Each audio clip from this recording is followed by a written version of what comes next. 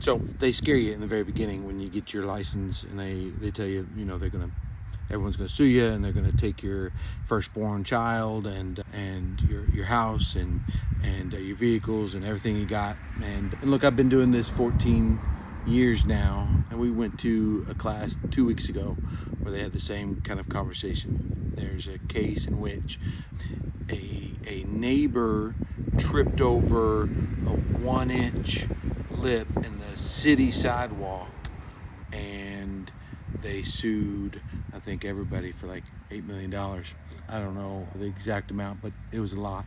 And so we're talking about, a 1-inch lip in the sidewalk there. Now, I don't know how me pointing that out necessarily is going to keep the neighbor from tripping over it. And you certainly don't want to necessarily word it in a way that's like, you got to fix this or your neighbors are going to sue you for $8 million. But this is a trip hazard up against the house, near the house, let alone something out at the street.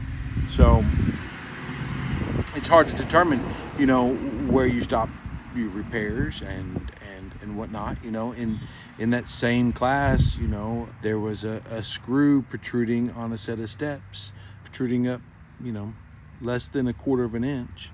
And someone unrelated, I believe, to the buyer tripped down them, fell, busted their head open, and got pretty seriously hurt, but it didn't meet that threshold because it was less than 1/4 of an inch. So I say all that to say that, when we call something out, we're trying to inform everyone. We want to make sure that everyone is aware of all the potential things. We're not trying to scare anybody.